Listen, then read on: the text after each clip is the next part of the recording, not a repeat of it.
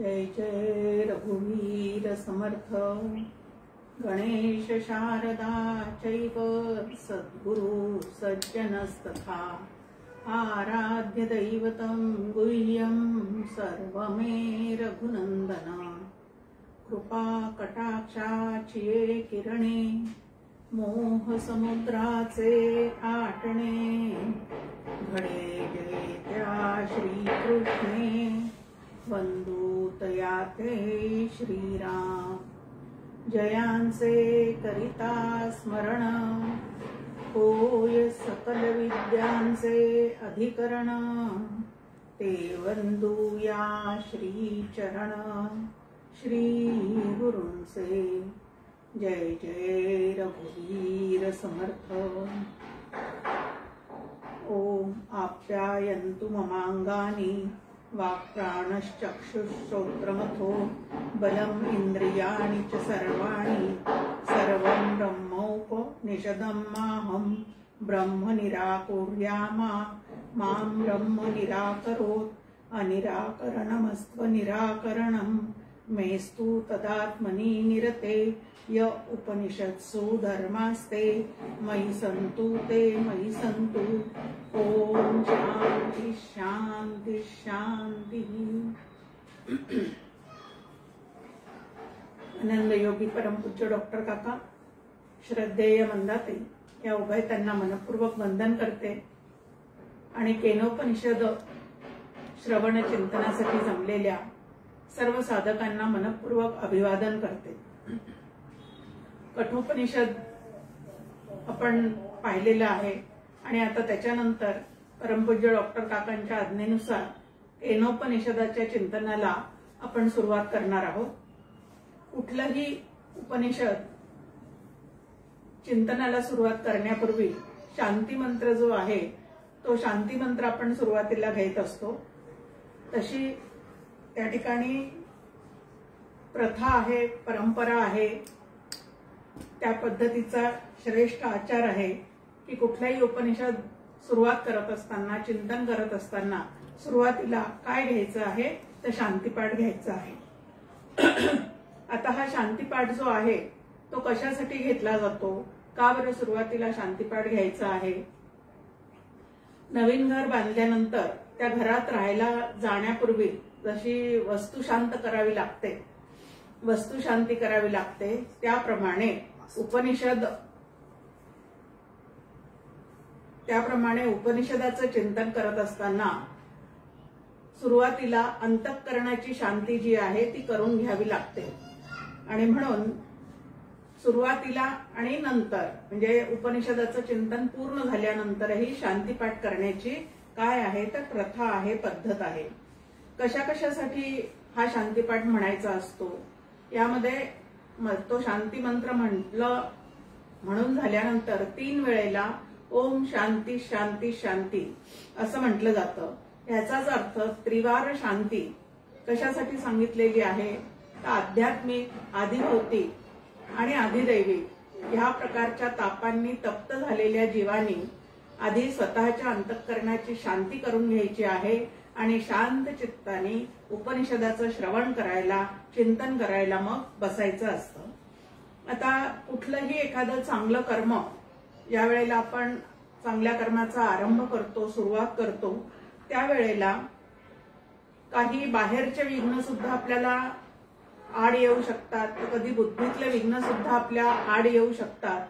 तर असे बाहेरून येणारे विघ्न किंवा बुद्धीमध्ये निर्माण होणारे जे विघ्न आहे ते आमच्या ठिकाणी येऊ नयेत, हे एक कारण आहे।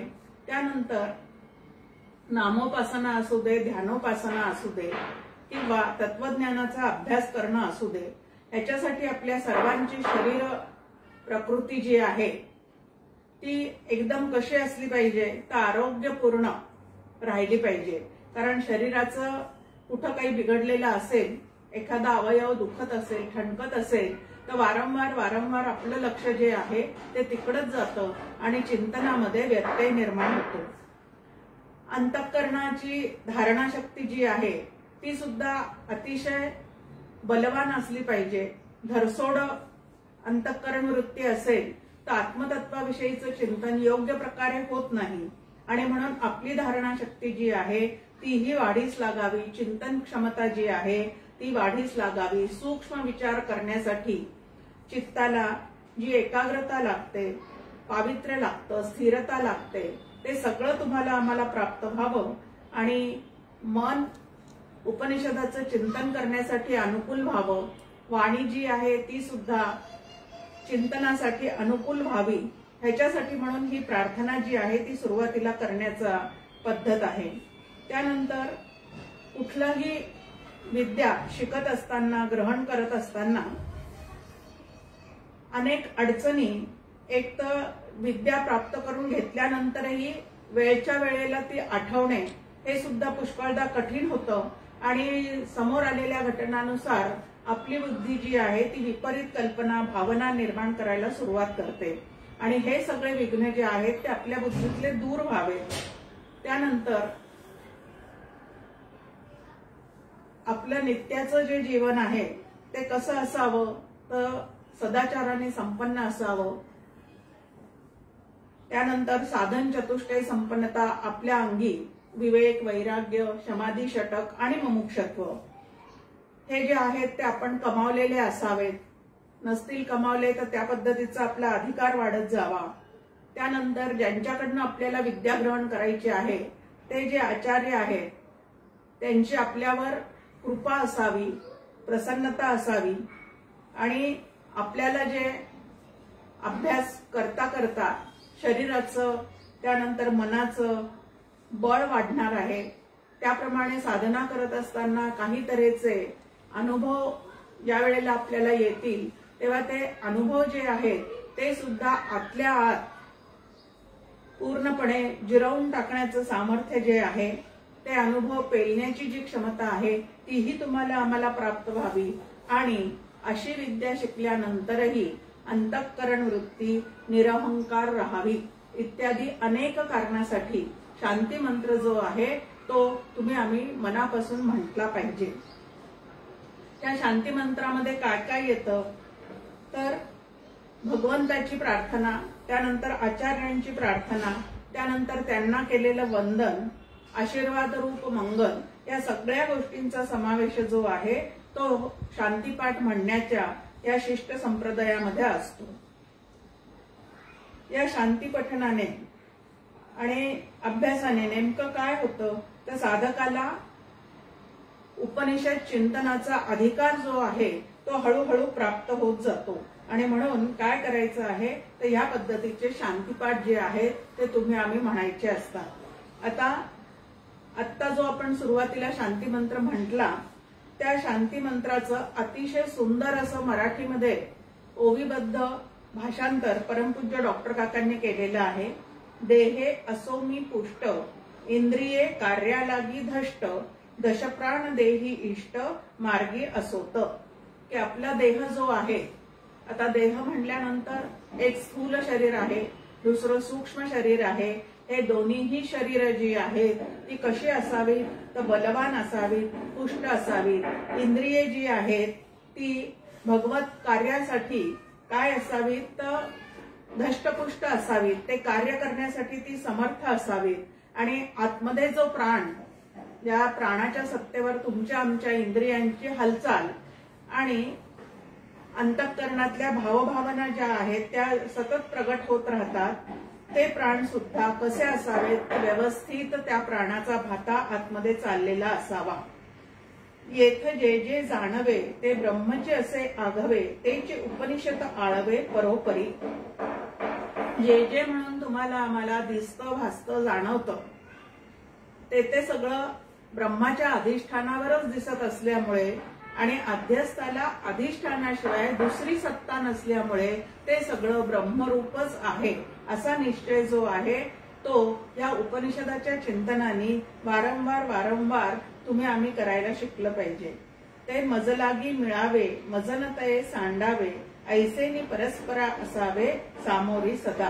की उपनिषदामध्ये जे त्या आत्मतत्वाविषयी, ब्रह्मतत्वाविषयी तुमच्या आमच्या समोर मांडणी करून ठेवलेली आहेत किंवा त्याचे काही धर्म जे सांगितलेले आहे, आता धर्म अधर्माच्या पलीकडे असणारं असं ते आत्मतत्व आहे असं कठोपनिषदामध्ये आपण ऐकलेलं असलं तरी आपल्याला समजूत पटण्यासाठी म्हणून त्याची काही लक्षणं जी आहेत ती सांगितली जातात, ती सगळी माझ्या ठिकाणी मला अंगी बाणवता आली पाहिजे असं या ठिकाणी म्हटलेलं आहे। उपनिषदी जे वर्णिले ते मज पाहिजे लाभले, मन आत्माकारी विरले हेचे हवे।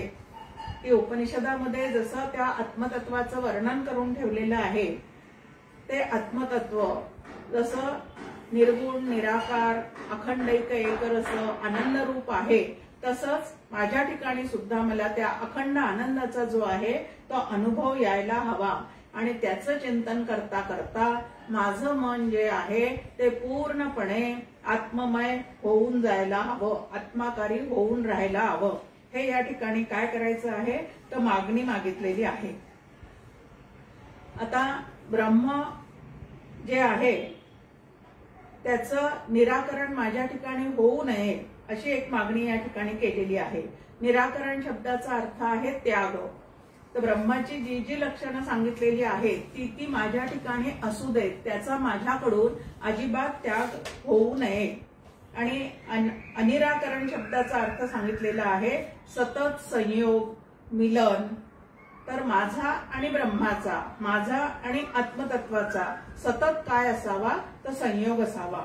आता ब्रह्मरूप आत्म्यामध्ये सदैव रत, याला डॉक्टर काका आत्मरती रोज आपण क्षणभर तरी झालं पाहिजे असं सांगतात। सदा रत असणाऱ्या या उपनिषदामध्ये जे धर्म सांगितलेले आहेत, शम दम विवेक वैराग्य, हे सगळे माझ्या ठिकाणी असावे। मी त्याचा अभ्यास करावा आणि मनापासून ती साधना जी आहे ती माझ्याकडनं घडावी, ह्याच्यासाठी ती मागणी केलेली आहे। आणि नंतर त्रिविध तापाची शांती। आता त्रिविध तापांनी तो जीव कसा झालेला आहे तर तापलेला आहे। जो त्रिविध तापे पोळला तोच परमार्थी अधिकारी झाला असं समर्थ रामदास स्वामी म्हणतात। आता त्रिविध ताप म्हणजे एक आध्यात्मिक ताप। ताप शब्दाचा अर्थ आहे तापणे, दुःख होणे। आता त्यांनी मला फार ताप दिला म्हणजे काय केलेला आहे, त्यांनी मला अतिशय त्रास दिलेला आहे, दुःख दिलेलं आहे असं आपण व्यवहारामध्ये सुद्धा त्याचा उपयोग करतो की फार तापवलं त्यांनी, मला खूप त्रास दिला, ह्या पद्धतीने आपण त्याविषयी बोलतो। तर आता नरदेहात आल्यानंतर तो नरदेह, त्या नरदेहामध्ये अनेक विकार जे आहेत ते सदैव त्या ठिकाणी निर्माण होतच असतात। असे जे शरीरापासून निर्माण होणारे विकार आणि त्याच्यातून निर्माण होणारं जे दुःख त्याला आध्यात्मिक ताप असं म्हटलेलं आहे। जसं ताप येणं, आता कोरोनाचा संसर्ग सगळ्यांना झालेला होता, त्या कोरोनाचा जो ताप होता तो आध्यात्मिक ताप होता। त्याच्या जोडीला मृत्यूचं भय हे जे आहे ते तुमच्या आमच्या चित्ताला सतत लागलेलं होतं, तो आदिभौतिक ताप आहे। आता जगाकडून आलेला, आता हे सगळे कोरोनाचे जे व्हायरस आलेले होते ते कुठून आलेले होते म्हणतात तर चीनकडून इकडे आलेले होते, म्हणजे जगताकडून होणारा तापही त्यामध्ये होता। आणि शुभ अशुभ, मी गेलो तर कसं होईल, माझ्या माघारी कसं होईल किंवा मला कुठली गती मिळेल, ह्या पद्धतीचं जे चिंतन आहे त्याला आधिदैविक ताप असं म्हटलेलं आहे। एक शरीराच्या संयोगाने होणारं दुखणं, दुसरं जगताकडून होणारा मनस्ताप आणि तिसरं शुभ अशुभ वासनामध्ये अडकल्यामुळे चित्ताची निर्माण होणारी व्याकुळता, ह्या तीन पद्धतीचं दुखणं जे आहे ते तुमच्या आमच्या ठिकाणी सतत चाललेलं असतं। आणि ह्याच्यातून बाहेर पडल्याशिवाय तुम्हाला आम्हाला शांत चित्ताने उपनिषदाचा अभ्यास जो आहे, चिंतन जे आहे ते करता येत नाही। आता त्रिविध तापातून सुटका करून घेण्यासाठी सुरुवात कुठून आहे तर त्रिविध तापातून साधकाने काय करायचे आहे, सुटका करून घ्यायची आहे। ज्या देहापासून तुम्ही आम्ही म्हणतो आपल्याला ताप होतो, तो देह हे खरोखरीच माझं स्वरूप आहे का? देहे बुद्धी ते आत्मबुद्धी करावी। ह्या आध्यात्मिक तापापासून, देहाच्या दुखण्यापासून सुटायचं असेल तर काय करायचं आहे? एक आहे की देहाला काही रोग निर्माण झाले, काही त्या ठिकाणी दुःख निर्माण झालं तर डॉक्टरांकडे जाऊन व्यावहारिक सत्तेमध्ये जे त्याच्यावर उपचार करावे लागतात ते जरूर करून घ्यायचे आहे. पण देह दुखतो का मी दुखतो असा थोडासा विचार जो आहे तो संत संगतीमध्ये करून घेतला पाहिजे. आता देह हेच माझं खरं स्वरूप आहे का त्याच्याहून भिन्न असणारं असं जे चैतन्य आहे ते माझं खरं स्वरूप आहे. विकार जे आहेत ते देहाच्या ठिकाणी होतात का चैतन्याच्या ठिकाणी होतात. आणि मी जर चैतन्य रूप असेल, चैतन्य हेच माझं स्वरूप असेल आणि ते जर निर्विकार आहे तर या देहाला होणाऱ्या विकारांचा मला त्रास का बरं व्हावा असे अनेक प्रश्न जे आहेत ते या ठिकाणी उपस्थित होतात. आणि या प्रश्नांची हळूहळू उकल जी आहे ती तुम्ही आम्ही करून घ्यावी लागते. मग आता देहाचे जे दुखणे आहे ते तर देह विकारशील असल्यामुळे देहाला 6 प्रकारचे विकार आहेत. अस्ति, जायते, वर्धते, विपरी, मनते, अपक्षीयते आणि म्रियते असे 6 विकार जे आहेत ते देहाला असतातच. मग तो देह राजाचा असू दे किंवा रंकाचा असू दे, तो देह जीवनमुक्ताचा असू दे किंवा अज्ञानी लोकांचा असू दे, कोणाचाही देह असला तरी त्याच्यावर या पद्धतीच्या विकारांचा परिणाम जो आहे तो होतच चाललेला असतो. मग आता हे विकार मला होतात का देहाला होतात याचा विचार जो आहे तो विचार या ठिकाणी तुम्ही आम्ही केला पाहिजे. देहावर जे उपचार करायचे आहेत ते तर जरूर व्यावहारिक सत्तेत करायचेच असतात. पण देह म्हणजे मी ही जी कल्पना आहे ती कल्पना तुम्हाला आम्हाला जास्ती दुःख देते. आणि देहाच्या दुखण्यापेक्षा सुद्धा देहच मी आहे ह्या कल्पनेने तर ते दुःख जे आहे ते जास्तीत जास्त तुम्ही आम्ही भोगत राहतो. आता ही चुकीची कल्पना आहे. देह मी आहे ही चुकीची कल्पना आहे असं कोण सांगतं का असं शास्त्र आम्हाला सांगतं. असे सगळे संत त्यांनी लिहिलेले ग्रंथ जे आहेत ते तुम्हाला आम्हाला सांगतात. देहे बुद्धीचे नाना धोके असं समर्थ रामदास स्वामी दासबोधामध्ये तुम्हाला आम्हाला सांगतात की मी देह आहे ह्या कल्पनेने जीवात्मा जो आहे तो जास्तीत जास्त दुःख आपल्या अंगावर जे आहे ते ओढवून घेत असतो. आता देह खरोखरीच मी आहे का याचं चिंतन जे आहे ते या ठिकाणी करणं अत्यंत आवश्यक असतं. आता आपल्या समोर मांडणी आहे ज्याला ज्याला मी जाणतो ते ते खऱ्या मीचं स्वरूप नसतं. आता देहाचे विकार हे सगळं काही आम्ही जाणतो ह्याचाच अर्थ ते माझ्यापासून कसं आहे भिन्न आहे. घटद्रष्टा घटात भिन्न हा अशी आपल्या समोर मांडणी आहे की घट जाणणारा घटापासून वेगळा असतो. जसा घट जाणणारा घटापासून वेगळा आहे तसं देह जाणणारा जो आहे तो सुद्धा या देहापासून निश्चितच वेगळा आहे. असा विचार जो आहे तो हळूहळू तुम्ही आम्ही करायला शिकलं पाहिजे. आता देह जो आहे तो नाशिवंत आहे आणि आतलं चैतन्य हे जे माझं स्वरूप आहे ते शाश्वत असणारं तत्व आहे. मग नाशिवंत असणाऱ्या, अनित्य असणाऱ्या, अनात्म असणाऱ्या त्या देहाच्या ठिकाणी तेच मी आहे अशी जी अविद्येची पकड आहे त्या पकडीतून तुम्ही आम्ही संतांच्या विचारांच्या साह्याने आणि उपनिषदांनी दिलेल्या विचारांच्या साह्याने हळूहळू स्वतःची सुटका करून घेतली पाहिजे.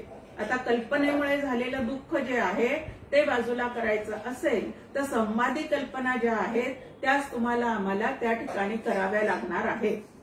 आता देहाला आपण काय म्हणतो, माझा हात, माझा पाय एवढे अवयव आपल्या ठिकाणी आहेत. माझा डोळा, माझं डोकं ह्या पद्धतीने त्या अवयवांचा आपण उल्लेख करतो. आता ज्याला ज्याला मी माझं म्हणतो ते मी खऱ्या मी पासून वेगळं असतं अशी एक मांडणी विचारांची आपल्या समोर आहे. मग आता आपणच आपल्या ठिकाणी विचार करायचा आहे की जे जे माझं आहे ते माझ्यापासून वेगळं आहे. याचाच अर्थ हे शरीर जे आहे ते जीवात्म्याचं राहण्याचं ठिकाण आहे. शरीर म्हणजे मी नाही अशी वारंवार स्वतःला सूचना देत गेलो की या देहबुद्धीपासून आपली काय होते, सुटका होते. म्हणजे या देहाला दुखणेच होणार नाहीत का? देहाला दुखणे तर होतच राहतील. तो त्या देहाचा काय आहे तर त्या पद्धतीचा स्वभावच आहे. त्याच्यावर जगातातले जे काही विषाणू आहेत, कीटाणू आहेत त्यांचे आघात जे आहेत ते त्याच्यावर होतच राहणार आहेत. पण योग्य उपचार करून घेतल्यानंतर त्या देह दुःखासोबत आपलं मन जे आहे ते ह्या विचारांनी दुखणार नाही. हे महत्वाचं आहे या ठिकाणी. देहासोबत जर मनही दुखायला लागलं तर मात्र दुःख जे आहे ते डबल त्या ठिकाणी होऊन जातं. जसं एक वर एक फ्री, तसं देह दुःखावर मनाचं दुखणं फ्री. ह्या पद्धतीने तिथं ते जे आहे ते वाढतच जातं. आणि म्हणून या देहापासून मी निराळा आहे असं जे विचारसरणी शास्त्राने तुम्हाला आम्हाला सांगितलेली आहे ती वारंवार करण्याची काय आहे तर गरज आहे. त्याच्याने काय होणार आहे तर देह दुःखातून म्हणजे आध्यात्मिक तापातून तुमची आमची जी आहे ती हळूहळू सोडवणूक करून घेता येणार आहे. जसं आपण पाहतो की हॉस्पिटलमध्ये ऍडमिट वगैरे व्हावं लागलं की डॉक्टर सांगतात आता काय करायचं आहे, सलाईन लावावं लागेल किंवा काही तपासण्या रक्ताच्या वगैरे कराव्या लागतील. त्यावेळेला सलाईन लावताना सुद्धा आपल्याला सुई टोचली जाते, रक्त काढायचं असेल तरी सुई टोचल्या जाते. आता या सुईचं जे टोचणं आहे, जे दुःख आहे ते तुम्हाला आम्हाला अंतःकरणाला तर कळणारच आहे, पण त्याच ठिकाणी मला म्हणजे चैतन्य रूप मीला काहीही टोचलेलं नाही. तर जे काही इथं चाललेलं आहे ते सगळं या देहाच्या ठिकाणी चाललेलं आहे असा विचार करून शांतपणे ते जर उपचार करून घेतले तर अंतःकरण जे आहे ते त्या ठिकाणी शांत पद्धतीने राहू शकतं.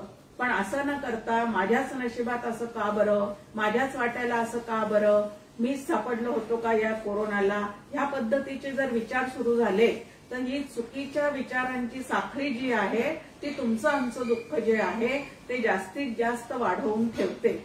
आणि म्हणून देहाचे दुखणे ज्या वेळेला तुम्हाला आम्हाला अनुभवाला येतील त्या वेळेला त्याच्याकडे साक्षी भावाने पाहण्याचा प्रयत्न जो आहे तो आपण करायला शिकलं पाहिजे. देह दुखतो आहे, मी नाही. परमपूज्य डॉक्टर काका सांगतात नेहमी की संत जे आहे ते आपल्या शरीराशी बोलायचे. म्हणजे नेमकं काय करायचे तर देहामध्ये एखादा विकार दुखणं उद्भवल्यानंतर त्याला डॉक्टरकडे न्यायचं आहे. औषध गोळ्या ज्या आहेत त्या व्यवस्थित घ्यायच्या आहेत, जितक्या प्रमाणात त्यांनी सांगितलेल्या आहेत तितक्या प्रमाणात त्या घ्यायच्या आहेत.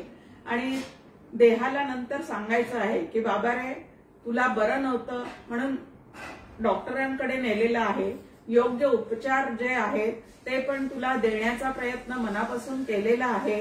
आता माझ्या साधनेच्या आड येऊ नकोस. हे महत्वाचं आहे. आता जे आपण सगळे इथं मागितलेलं आहे मागणं शांती मंत्रामध्ये की माझं वाणी, माझ्या ठिकाणचे प्राण, माझे सगळे ज्ञानेंद्रिय, कर्मेंद्रिय हे धष्टपुष्ट असू दे. कशासाठी धष्टपुष्ट असू दे? जगतातले भोग घेण्यासाठी धष्टपुष्ट असू दे असं म्हटलेलं आहे का या ठिकाणी? तर त्या पद्धतीने त्या ठिकाणी विचार नाहीये. तर आत्मज्ञान होईपर्यंत या शरीराने मला व्यवस्थित साथ द्यावी अशी त्या ठिकाणी भगवंताकडे प्रार्थना केलेली आहे. नाहीतर तुम्ही आम्ही सुद्धा सगळं काही माझं व्यवस्थित राहू दे असं म्हणतो, पण त्याच्या मागे उद्देश काय असतो? एक तर परावलंबित्वाचं दुःख आम्हाला नको असतं, दुसऱ्यांच्या अधीन होऊन राहायला आवडत नाही, आणि म्हणून माझी सगळे इंद्रिय धष्टपुष्ट असू दे, शेवटपर्यंत सगळे भोग मला भोगता येऊ देत. ह्या पद्धतीने तुमचे आमचे सामान्यांचे विचार असतात. पण ऋषी मुनी इथं देह जो आहे तो धष्टपुष्ट राहावा असं म्हणतात. त्यामागे विचार जो आहे तो मात्र निश्चितच वेगळा आहे आणि एका उंचीवर घेऊन जाणारा आहे की ब्रह्मज्ञान होईपर्यंत शरीर हे जे साधन मला भगवंताने दिलेलं आहे ते व्यवस्थित साधन सांभाळतच मला माझ्या साध्यापर्यंत पोचायचं आहे. हा विचार लक्षात ठेवून देहे दुःखते सुख मानित जावे. जेव्हा जेव्हा देहाला दुखणं येईल त्या वेळेला त्याच्यावर उपचार करायचे आहेत. आणि देह हा असाच अनित्य आहे, असाच अधूनमधून तो कुरकुर करत राहणार आहे, पण त्याच्या त्या कुरकुरीकडे लक्ष न देता आतमध्ये असणारा जो स्वरूप आत्मा आहे त्याच्याशीच मला ऐक्य पावायचं आहे. ह्या पद्धतीचा विचार जो आहे तो सतत तुम्हाला आम्हाला काय करता येईल तर या ठिकाणी टिकवता येईल. पण पहिल्या याची शांती करायची असेल तर देह मी नसून मी आत्मा आहे. त्याला समर्थ सोप्या भाषेत आपल्याला म्हणतात की देहे बुद्धी ते आत्मबुद्धी करावी. देहाचा साधना म्हणून उपयोग जरूर करायचा आहे, पण देह मी आहे अशी विपरीत जाणीव मात्र आपल्या ठिकाणी अजिबात करून घ्यायची नाही. या विपरीत जाणीवेनेच जास्तीत जास्त दुःख जे आहे ते आम्ही भोगत राहतो. आणि म्हणून या दुःखातून जर मला सुटका करून घ्यायची असेल तर देह म्हणजे मी नाही असा जो विचार आहे तो सातत्याने आतमध्ये टिकवण्याची काय आहे तर नितांत गरज आहे. आता दुसरं दुःख जे सांगितलेलं आहे त्याला आधिभौतिक. आता आधिभौतिक दुःख म्हणजे जगताकडून होणारं दुःख. आता जीवात्मा जो आहे तो या देहाच्या साह्याने या जगतामध्येच काय करत असतो तो वावरत असतो. त्यामुळे देह जीवनामध्ये जगत नावाचा घटक जो आहे तो अनिवार्य आहे. इतरांच्या समुदायामध्ये तुम्हाला आम्हाला राहावं लागतं. मग त्यांच्याकडून असणारे जे काही काय म्हणतात वाकयुद्ध आहे त्यालाही तुम्हाला आम्हाला सामोरं जावं लागतं. आपल्या समोर आहे सासूरवासाचं दुःख आहे, त्यानंतर राजकीय छळ जो आहे तोही चाललेला त्या ठिकाणी तुम्हाला आम्हाला दिसून येतो. त्यानंतर भांडणं आहेत, कटकटी आहेत, त्यानंतर आता देहामध्ये असणाऱ्या त्या जीवात्म्याच्या ठिकाणी असणाऱ्या वासना, पण त्या वासना पूर्ण करण्यासाठी त्याला या जगतावरच अवलंबून राहावं लागतं. आणि मग या जगताशी सुद्धा जर पटवून त्यांनी घेतलं नाही तर मात्र त्याचं हे दुःख जे आहे ते काय होत राहतं तर वाढतच जातं. म्हणून त्याही ठिकाणी विवेकानेच काय करावं लागतं तर आपलं काम जे आहे ते साधावं लागतं. आता याला जसं देह तादात्म्य भ्रांती, आध्यात्मिक ताप कशामुळे होतो तर देह तादात्म्य भ्रांतीमुळे. देह मी नसून मी देह आहे असं वाटण्यामुळे, या भ्रांत अवस्थेमुळे देह दुःखाचा जसा सतत अनुभव सुरू असतो तसं आधिभौतिक ताप म्हणजे जगत सत्यत्व भ्रांती. हे जग जे आहे ते मला जसं दिसतं तसंच सत्य आहे असं वाटणं याला जगत सत्यत्व भ्रांती असं म्हणतात. भ्रांती शब्दाचा अर्थ आहे जे जसं आहे तसं न दिसता न जाणवता त्याच्याऐवजी त्याच्यावर काहीतरी वेगळं दिसणं, वेगळं भासणं. आणि जे वेगळं दिसतंय, जे वेगळं भासतंय ते सत्य आहे असं वाटणं, त्याला भ्रांती असं म्हणतात, त्याला भ्रम असं म्हणतात. आता भ्रमाचं एक उदाहरण आपल्या समोर सांगता येतं आपल्याला की ज्या वेळेला आपली तब्येत बिघडलेली असते त्यावेळेला औषध गोळ्या घेऊन अंगामध्ये असणारा ताप वाढल्यामुळे जिभेची चव जी आहे ती चालली जाते, जीभ जी आहे ती अत्यंत कडू पडते. आता वास्तविक पाहता दुखणं माझ्या शरीरात झालेलं आहे, औषध गोळ्या मी घेतलेल्या आहेत, त्यामुळे जिभेवरचा कडूपणा जो आहे तो माझ्याच आतून निर्माण त्या ठिकाणी झालेला आहे.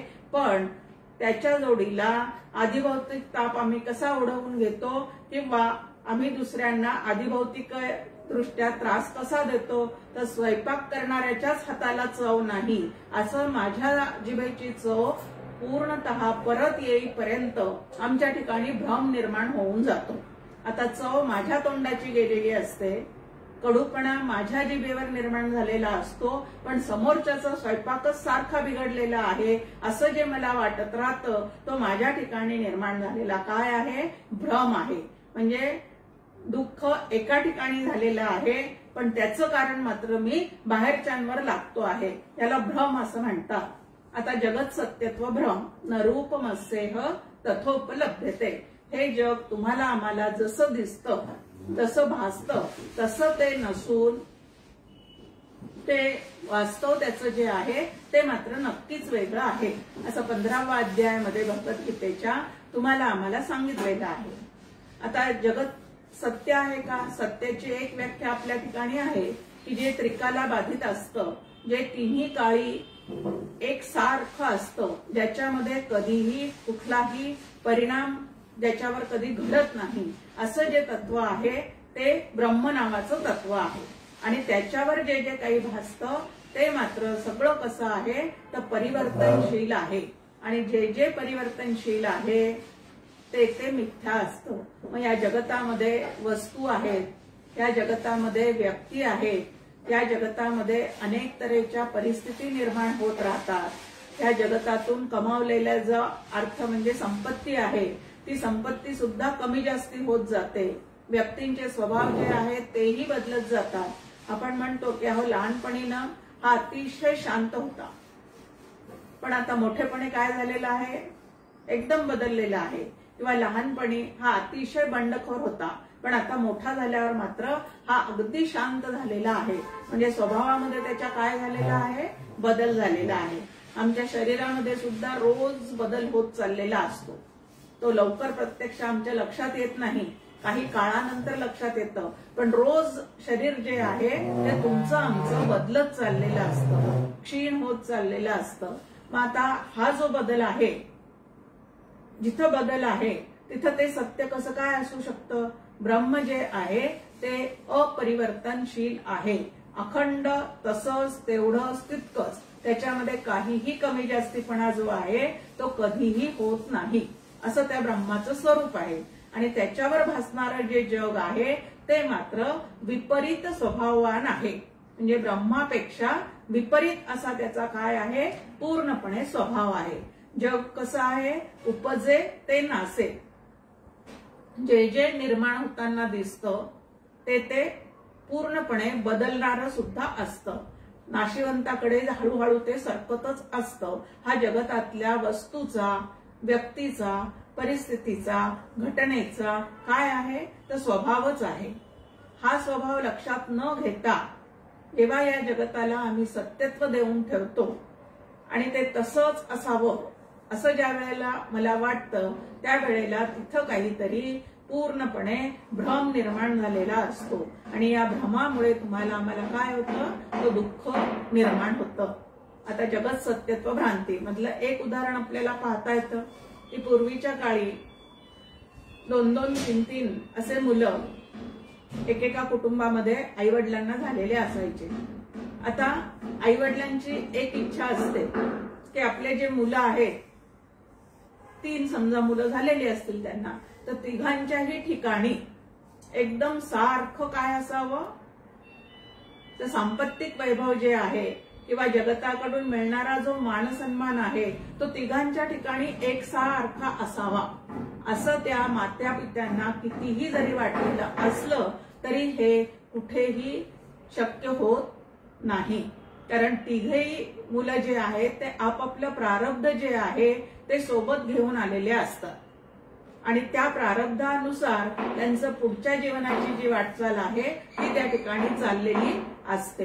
त्यामुळे तिघांनाही एकसारखी संपत्ती असावी, तिघांनाही एकसारखा मान सन्मान असावा असं आईवडिलांना कितीही जरी वाटत असलं तरी ते या जगतामध्ये शक्य होत नाही. कारण प्रारब्धेची जोडे धन, प्रारब्धेची जोडे मान, असं संतांनी आपल्या समोर काय सांगितलेले आहे तर विचार सांगितलेले आहे. आणि मी मात्र खुळ्यासारखे विचार करत बसते की सर्वत्र सदा सम, सर्वत्र सदा सम फक्त एकच तत्व आहे, त्याला चैतन्य असं म्हणतात. आणि ते चैतन्य मात्र सर्व मुलांच्या ठिकाणी एकसारखं आहे, पण सर्व मुलांचं प्रारब्ध मात्र एकसारखं असू शकत नाही. त्यामुळे जगाकडून मिळणाऱ्या गोष्टी किंवा ते स्वतः प्रयत्न करून कमावणाऱ्या ज्या गोष्टी आहेत त्या मात्र कधीही एकसारख्या असू शकत नाही, त्या कमी जास्तीच असणार. आणि अशा कमी जास्ती असणाऱ्या गोष्टी ज्या आहेत त्या शांतपणे तुम्ही आम्ही नक्की स्वीकारल्या पाहिजेत. आपल्या संपत्तीचा वाटा त्यांना देताना सर्वत्र सदा सम असं आईवडिलांनी नक्की करावं. एकाला कमी एकाला जास्ती असं अजिबात देऊ नये, तर सर्वांना सारखं द्यावं. पण त्यांना मिळणारा पैसा जो आहे तो त्यांच्या प्रारब्धाने मिळणारा आहे, तो कमी जास्तीच राहणारा आहे. मान सन्मान सुद्धा त्यांना कमी जास्तीच मिळणारा राहणार आहे. हे जर वास्तव लक्षात घेतलेलं असेल तर अकारण दुःख जे आहे अंतःकरणाला होणारं ते होणार नाही. मग आता जगत सत्यत्व भ्रांतीतून जर मला सुटायचं असेल तर जग परिवर्तनशील आहे, ते काही काळाने पूर्णपणे नाश पावणारं आहे. या गोष्टी जर सारख्या लक्षात ठेवलेल्या असतील तर जगताकडून त्रास होणार नाही. दुसरं, जग हे त्रिगुणात्मक आहे, सत्व रज तम. ह्या 3 गुणांनी जगातल्या प्रत्येक जीवाचा स्वभाव जो आहे तो माझ्या सकट बनलेला आहे आणि कोणाचा कुठला गुण कुठल्या वेळेला वर राहील याची शाश्वती कधीही नसते। त्यामुळे त्यांच्या गुणांच्या प्रेरणेप्रमाणे ते वागत राहणार आहे, म्हणून त्यांचं वागणं सुद्धा सतत बदलणारच राहणार आहे। हे जर आम्ही लक्षात ठेवलं तर जगताकडून होणारे जे दुःख आहे त्या दुःखाचा बाऊ केला जाणार नाही। फार छान शब्द आहे, दुःख थोडं असतं पण बाऊ जो आहे तो मात्र त्याचा जास्ती केला जातो। मग असा बाऊ करण्याचा जो आमचा स्वभाव आहे तो स्वभाव सोडला की जगत सत्यत्व भ्रांतीतून तुम्ही आम्ही स्वतःची काय करून घेऊ शकतो तर सुटका करून घेऊ शकतो। उपनिषदाचं चिंतन करताना एक महत्वाचं लक्षात ठेवायचं आहे की जितक्या प्रमाणात या जगताचं आणि देहाचं वास्तव आम्ही स्वीकारू तितक्या प्रमाणात चित्ताचा आनंद प्रसन्नता जी आहे ती चढती वाढती राहणार आहे आणि वास्तव नाकारून त्याच्याविषयी नुसतंच मनोरथ करत बसू किंवा अवास्तव कल्पना जर आम्ही करत राहू तर मात्र तुम्हाला आम्हाला दुःख झाल्याशिवाय अजिबात राहणार नाही। आणि दुःख जोपर्यंत आहे तोपर्यंत शांत चित्ताने आत्मस्वरूपाचं चिंतन जे आहे ते तुम्हाला आम्हाला करता येणार नाही। आणि म्हणून या जगत भ्रांतीतून जगत सत्यत्व भ्रांतीतून सुटायचं असेल तर जगताचं स्वरूप कसं आहे तर रज्जू सर्पापरी भासियले जगदंबर असं उत्तर जे आहे ते आपल्याला तुकाराम महाराजांनी देऊन ठेवलेलं आहे की रज्जूवर ज्याप्रमाणे सर्पाचा काही काळ भ्रम होतो त्याप्रमाणे ह्या दृश्य जगताचा ब्रह्मस्वरूपावर भ्रम सुरू आहे। आता हा भ्रम घालवण्याचा एकच उपाय आहे आणि तो म्हणजे श्रुती माऊलीने सांगितलेले सिद्धांत जे आहेत ते तुमच्या आमच्या मनावर बुद्धीवर बिंबवून ठेवणे आणि असे ते संस्कार मनबुद्धीवर सतत करत राहिले की ह्या भ्रांतीतून तुमची आमची नक्की सुटका होऊ शकते। मनरूपमस्येह तथोपलभ्यते हे या जगताचं स्वरूप आहे। हे लक्षात घेऊन आपण या जगत सत्यत्व भ्रांतीतून स्वतःची काय करून घेऊ शकतो तर सुटका करून घेऊ शकतो। आता तिसरी भ्रांती आपल्या समोर ठेवलेली आहे आणि ती भ्रांती म्हणजे शुभ अशुभ कल्पनांनी, याला आधिदैविक ताप असं म्हटलेलं आहे। एक तर शुभ अशुभ कल्पना, शुभ अशुभ वासना आणि त्यानंतर मृत्यूनंतरची गती काय अशा सतत चाललेल्या विचारांमुळे हे दुःख जे आहे ते तुमच्या आमच्या वाट्याला येतं। आता ह्याची शांती करून घ्यायची असेल तर काय करायचं आहे? शुभाशुभ भावना रामरूप झाली असं एका आरतीमध्ये वर्णन आहे। आता वास्तविक पाहता शुभ आणि अशुभ या जगतामध्ये जे काय तुम्ही आम्ही अशा प्रकारचे भेद करून ठेवलेले आहे ते आम्ही आमच्या कल्पनेतून निर्माण केलेले आहे। वास्तविक पाहता ब्रह्म जर सर्वत्र सदा समत्वाने व्यापून आहे आणि अत्यंत शुभ असं जर त्याचं स्वरूप आहे, अत्यंत पवित्र अत्यंत कल्याणकारी असं जर त्या ब्रह्माचं स्वरूप आहे तर अशुभ इथं कुठे काही असेल का? कधीच असणार नाही। त्यानंतर शुभ अशुभाच्या कल्पना एक आपल्या ह्याच्यात असतात की देवधर्म आम्ही जर व्यवस्थित केला नाही तर देव माझं काहीतरी वाईट करेल। देव कधीही कोणाचं काहीही वाईट करत नाही। जे काय चांगलं किंवा वाईट घडतं ते माझ्या कर्माचं मला मिळालेलं फळ असतं। देव जो आहे तो न्यायाधीशासारखा असतो, तो कोणाला कमी किंवा कोणाला जास्ती असं काहीही देत नाही किंवा घेत नाही। अशा कल्पना ज्या आहेत त्या सगळ्या अशा व्यवस्थित करून घेतल्या।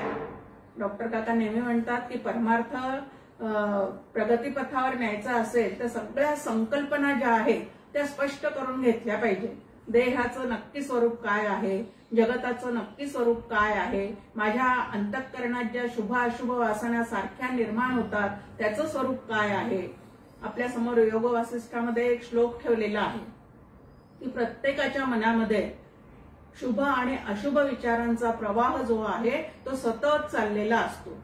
शुभ अशुभ वासनांचा विचार प्रवाह हा सतत चाललेला असतो। मग या ठिकाणी क्रियमान स्वातंत्र्यामध्ये संत काय करतात तर अशुभाचा प्रवाह जो आहे तो आटवून टाकतात आणि शुभ प्रवाहाला गती देत राहतात। सामान्य माणूस जो आहे तो शुभ अशुभाचा विचार न करता त्यामध्ये वाहवत जातो. पण संत जे आहेत ते सर्वत्र राम आहे, सर्वत्र विठ्ठल आहे या भावनेनी सर्व जगताकडे शुभ दृष्टीने पाहण्याचा प्रयत्न करतात. आणि मग जो ज्या दृष्टीने जगाकडे पाहतो ते जग जे आहे ते त्याला त्याच पद्धतीचं दिसतं. मनी वसे ते स्वप्नी दिसे असं जसं म्हणतात त्याप्रमाणे मनात जे असतं तेच तुम्हाला आम्हाला बाहेर दिसतं. डॉक्टर काकांचं एक सुंदर काव्य आहे आणि त्यामध्ये ते म्हणतात की मन सुंदर केलं तर बाहेरचं जग सुद्धा तुम्हाला आम्हाला सुंदरच दिसतं.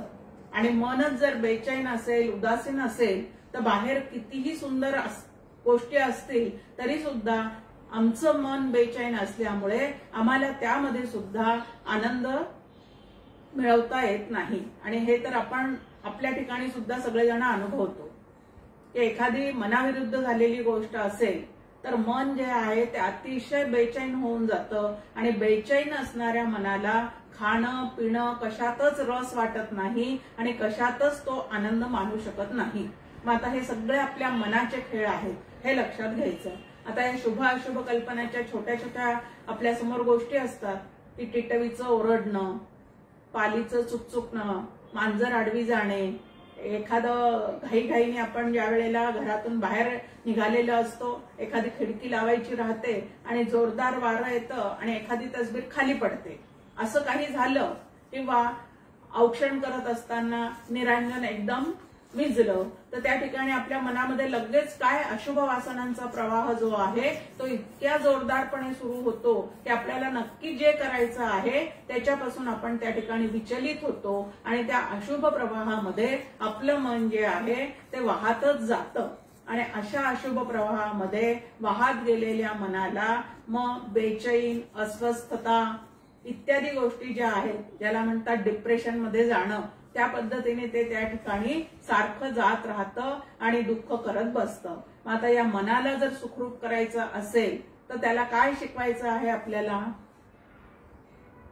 तर सर्वत्र सदा समत्वानी भरलेलं ब्रह्म नावाचं तत्व म्हणजेच भक्तीच्या भाषेमध्ये परमेश्वर नावाचं तत्व जे आहे ते सर्व ठिकाणी व्यापून भरलेलं आहे. ज्या ज्या स्थळी हे मन जाय माझे त्या त्या स्थळी हे निजरूप तुझे. जिथं जिथं माझं मन जातं तिथं तिथं आधीपासूनच ते ब्रह्म नावाचं शुभ तत्व आहे. या पद्धतीने सतत पाहण्याचा प्रयत्न करायचा. मग आता शुभ अशुभ कल्पना जर मला चित्तातून घालवून टाकायच्या असतील तर अमावस्येच्या दिवशी एखादी चांगली गोष्ट करणे किंवा एखादी नवीन वस्तू घरात आणणे याला आपण अशुभ समजतो. मग आता मुद्दाम अमावस्येच्या दिवशी काही घरात घेऊन यायचंय का? आता व्यवहारामध्ये जे काय थोड्या मोठ्यांनी नियम लावून ठेवलेले आहेत किंवा आपल्याला त्या पद्धतीने जरी वाटत नसलं तरी सुद्धा घरात जे माणसं आहेत त्यांच्यावरचे संस्कार वेगळे असतात आणि सारखं त्यांच्या मनाविरुद्ध जर आपण वागलं तर घरातलं वातावरण सुद्धा बिघडून जातं ना.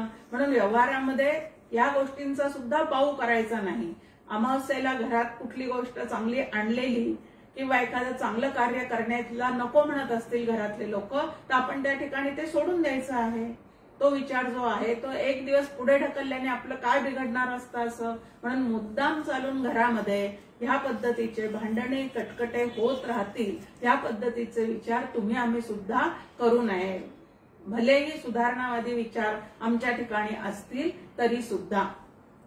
कारण छोट्या छोट्या गोष्टींनी जर घरातले दुःखी होत असतील तर इतरांना दुःख देणं हेच परमार्थशास्त्रामध्ये खूप मोठं पाप म्हटलेलं आहे की इतरांच्या अंतःकरणाला दुःख देणं ह्याच्या इतकं मोठं पाप दुसरं कुठलंही नाही. आणि म्हणून इतरांचं अंतःकरण न दुखावता जीवन जगण्याचा प्रयत्न करणे ह्याला साधना असे म्हणतात. डॉक्टर काका साधनेची एक व्याख्या आपल्या समोर ठेवतात.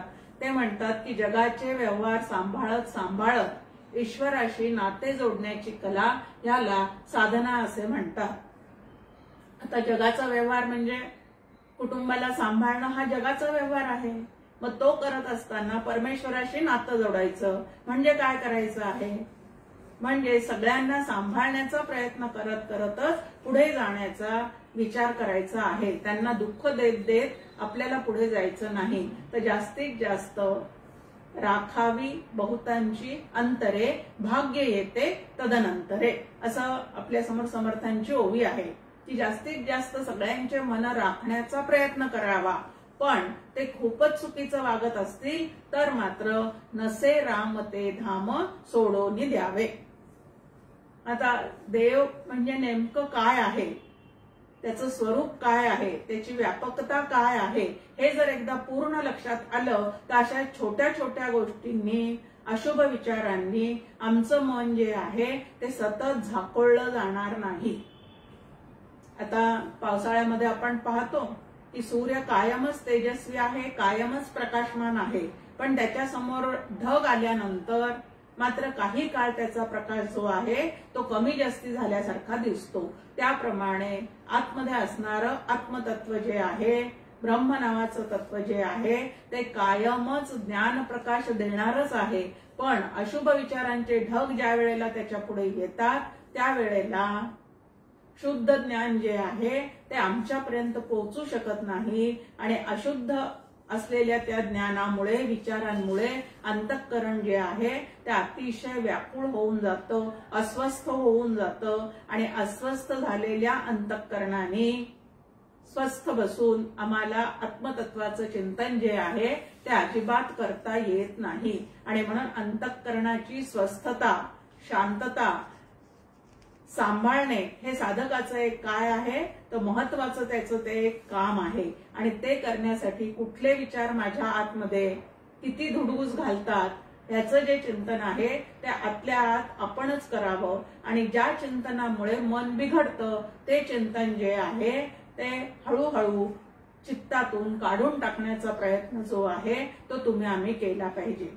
आता अशुभ वासनेतून सुटका करण्यासाठी आपल्या समोर ज्ञानेश्वरीमध्ये एक ओवी ठेवलेली आहे. तू मन हे मीच करी, माझी भजनी प्रेम करी. की माझं सतत भजन कर, सगळं तुझं मन जे आहे ते मला देऊन टाक आणि सतत मीच सर्वत्र भरलेला आहे असा विचार ठेवून सर्वत्र नमस्कार करण्याचं काय ठेव तर पद्धत ठेव. म्हणजे भगवंत पृथ्वीमध्ये जितकी शरीरे तितकी भगवंताची घरे असा विचार जर आपल्याला टिकवता आला तर या अशुभ वासनापासून सुद्धा आपली सुटका होऊ शकते. कारण नभी वावरे जो अणुरेणुकाही रीता ठाव या राघवे विण नाही, असं समर्थांनी आपल्या समोर सांगून त्यांचा अनुभव सांगून ठेवलेला आहे. समर्थांच्या बाबतीतली अजून एक कथा आपल्या समोर आहे की ज्या वेळेला चाफळला राम मंदिर बांधायचं त्यांच्या मनामध्ये आलं की तिथं सुद्धा एक देवाचं अधिष्ठान असलं पाहिजे, तिथून आपल्याला कार्य करायला सोपं जाईल. हे लक्षात आल्यावर त्यांनी चाफळ मधल्या लोकांना भूमी मागितली राम मंदिरासाठी. आता सुरुवातीला संतांना सगळ्या समाजाने त्रास दिलेला आहे, त्याप्रमाणे स्मशानभूमी जी होती ती त्या ठिकाणी समर्थांना देण्यात आली की इथं तुम्ही काय करा तर इथं तुमचं राम मंदिर बांधा म्हणून. मग समर्थांनी काय केलेलं आहे तर ती भूमी व्यावहारिक पद्धतीमध्ये जशी शुद्ध करून घेता येते त्याप्रमाणे त्यांनी त्याचं शुद्धीकरण केलेलं आहे आणि नंतर त्या ठिकाणी राम मंदिराची उभारणी झालेली आहे.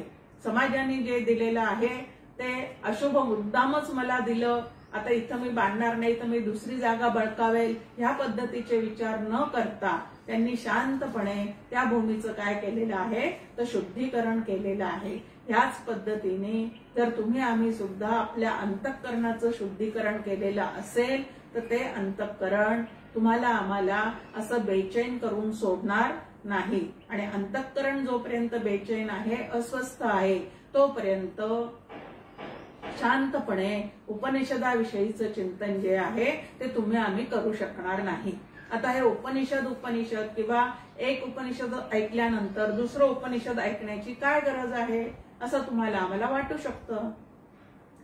पण आत्मा नावाचं तत्व, त्याविषयीची संकल्पना जर माझ्या मनामध्ये मला स्पष्टपणे करून घ्यायची असेल तर दशोपनिषदाचं चिंतन करायला शास्त्रांनी आम्हाला सांगितलेलं आहे. 3 ग्रंथ जे आहे ते परमार्थ मार्ग चालणाऱ्यांसाठी अभ्यासक्रम म्हणून निवडलेले आहेत, त्याला प्रस्थानत्रयी असं म्हणतात. आता दशोपनिषदामध्ये आत्मा कसा आहे ते श्रवण करावं, ब्रह्मसूत्रामध्ये त्या आत्म्याविषयीचं मनन कसं करायचं ते शिकावं आणि भगवद्गीतेमध्ये त्या आत्मतत्वाचं निधिध्यासन कसं करायचं आहे ते शिकावं. असं 3 पद्धतीने श्रवण, मनन आणि निधिध्यासन कशा पद्धतीने करावं ह्याच्यासाठी हे 3 ग्रंथ जे आहे म्हणजे 10 उपनिषद, ब्रह्मसूत्र आणि भगवद्गीता या 3 ग्रंथांचा अभ्यास करून ज्याला परमार्थ सिद्ध करायचा आहे त्याने कशा पद्धतीने विचार केला पाहिजे हे सांगणारे हे 3 ग्रंथ आहेत. आणि म्हणून या ग्रंथांचा अभ्यास जो आहे तो आम्ही केला पाहिजे. आता आपण कठोपनिषदाचं चिंतन केलेलं आहे. आता केनोपनिषदाचं चिंतन आपण करायला सुरुवात केलेली आहे. मग आता केनोपनिषदामध्ये काय आत्मा वेगळा सांगितलेला आहे का? आत्मा नावाचं तत्व, ब्रह्म नावाचं तत्व एकमेव अद्वितीय आहे. 108 उपनिषदामध्ये जरी त्याचं वर्णन केलेलं असलं तरी सुद्धा त्या 108 पैकी 10 उपनिषदे मुख्य आहेत. त्या 10 उपनिषदामध्ये वेगळ्या वेगळ्या आत्म्याचं वर्णन आहे का? वेगळ्या वेगळ्या आत्म्याचं वर्णन नाही. जे वर्णन आहे ते एकाच आत्म्याचं आहे, पण वेगळ्या वेगळ्या अँगलनी ते आपल्या समोर मांडण्याचा, वेगळ्या वेगळ्या प्रक्रिया करण्याचा, प्रक्रिया आपल्या समोर मांडून तिथपर्यंत जाण्याची जी व्यवस्था आहे ती या उपनिषदांनी करून ठेवलेली आहे. जसं क्रिकेटची मॅच आपण पाहतो त्यावेळेला एखाद्या विशिष्ट चेंडूवर ज्या वेळेला झेल घेतला जातो किंवा सिक्सर मारली जाते किंवा रनआउट केलं जातं त्यावेळेला किती पद्धतीने दाखवतात हो हल्ली ते हायलाइट्स मध्ये आपण पाहतो की किती पद्धतीने ते दाखवलं जातं. एकदा डावीकडून, एकदा उजवीकडून, एकदा समोरून, एकदा मागून, अशा वेगळ्या वेगळ्या ठिकाणी ते कॅमेरे लावलेले असतात आणि प्रत्येक अँगल कडून तो झेल कसा घेतला गेला किंवा तो चेंडू कसा फेकला गेला हे तुम्हाला आम्हाला दाखवलं जातं. तसं एकच आत्मा वेगळ्या वेगळ्या अँगलनी तुमच्या आमच्या समोर उलगडून ठेवण्याचं काम जे आहे ते या उपनिषदांनी केलेलं आहे. आता उपनिषद म्हणजे नेमकं काय? उप म्हणजे जवळ बसणे, नि म्हणजे गती देणे आणि षट म्हणजे ढिले करणे, असा त्याचा 3 पदांचा 3 अर्थ आपल्या समोर दिलेला आहे. आता कोणाच्या जवळ बसायचं आहे?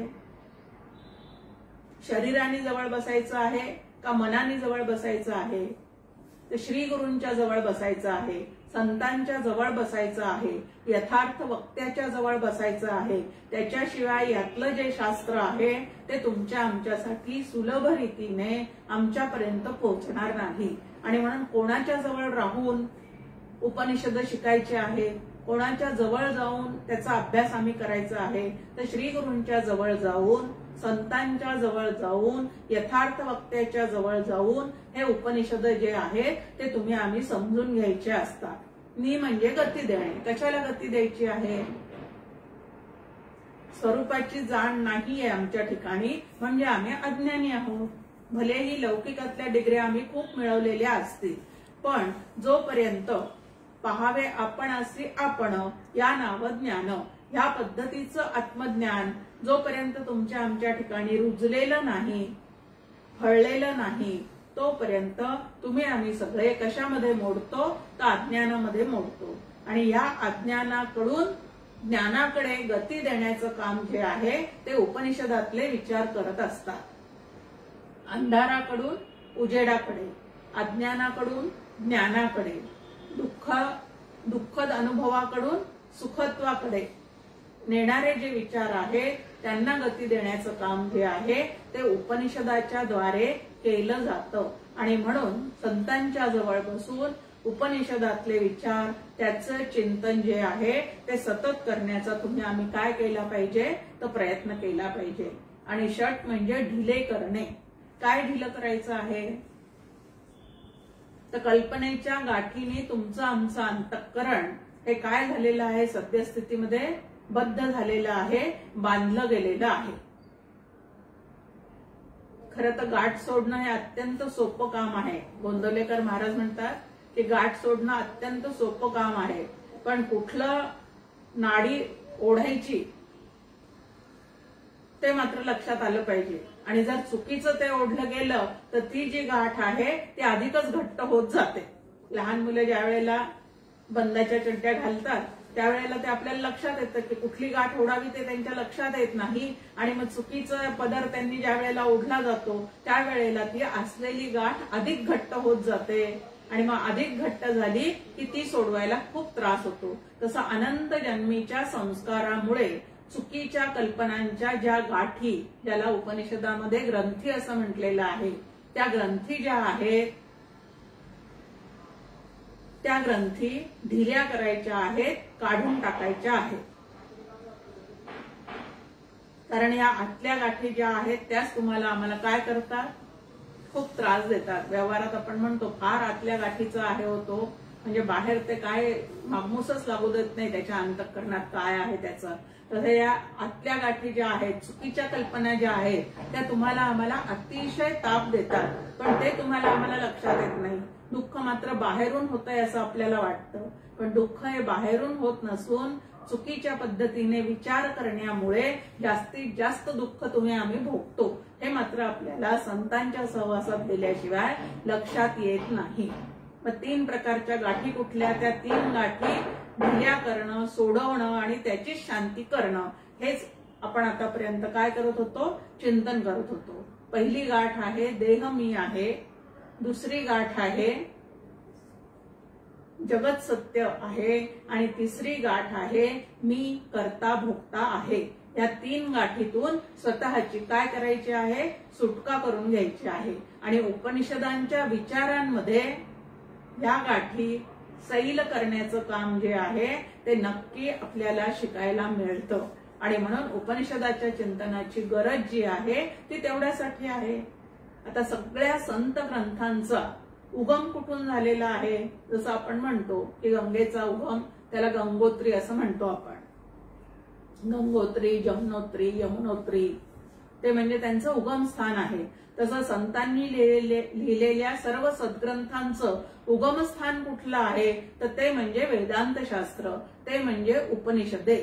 आणि संतांनी सुद्धा मान्य केलेले आहे, भाष्यकाराते पुसतू, की त्या प्रस्थानत्रयीवर ज्यांनी भाष्य केलेलं आहे त्या शंकराचार्यांच्या विचारांचा परामर्श घेत घेत, ते विचार समजावून घेत घेतच आपल्याला आपल्या स्वरूपापर्यंत पोहोचता येतं आणि अद्वैताचं ज्ञान जे आहे ते करून घेता येतं. आणि म्हणून उपनिषदांच्या अभ्यासाची अतिशय गरज आहे. ज्ञानेश्वर माऊली सुद्धा आपल्याला म्हणते, वेद प्रतिपाद्य ईश्वरू होवावया लागे गोचरू, तरी श्रुती स्मृतीचा निरंतरू अभ्यासची कीजे. की वेदांनी प्रतिपादन केलेलं जे ईश्वर नावाचं तत्व आहे त्या तत्वाचा जर तुम्हाला आम्हाला अनुभव घ्यायचा असेल आणि त्याच्याशी जर अद्वैत आपलं सिद्ध करायचं असेल तर श्रुती स्मृतीचा म्हणजे दशोपनिषदांचा, भगवद्गीतेचा, ब्रह्मसूत्राचा वारंवार अभ्यास करावा. आणि ह्या अभ्यासाने पांडित्य मिरवायचं नाही, तर ह्या विचारांनी माझं अंतःकरण जे आहे ते अतिशय सुशोभित करायचं आहे आणि त्यातून मिळणारे विचार माझ्या जीवनामध्ये उपयोगात आणण्याचा प्रयत्न करायचा आहे. नाही तर समर्थ आपल्याला म्हणतात, विद्या उदंडची शिकला परी प्रसंग मान चुकतची गेला, तरी मग तये विद्येला कोण कुसे. आणि म्हणून ही जी विद्या आहे उपनिषत्सु ब्रह्मविद्यायाम असं आपल्या समोर भगवद्गीतेने सांगितलेली आहे. उपनिषदामध्ये काय सांगितलेली आहे, तर ब्रह्मविद्या सांगितलेली आहे. ही ब्रह्मविद्या शिकल्याने नेमकं काय होणार आहे, तर आपल्या ठिकाणी असणाऱ्या ज्या अविद्येच्या गाठी आहेत त्या अविद्येच्या गाठी हळूहळू ढिल्या होत जाणार आहेत आणि बंधनातून आम्ही नक्की सुटणार आहोत. आणि म्हणून बंधनातून मुक्त होण्यासाठी आपल्याला आता केनोपनिषदाचा अभ्यास दर मंगळवारी करण्याचा प्रयत्न करायचा आहे. जय जय रघुवीर समर्थ.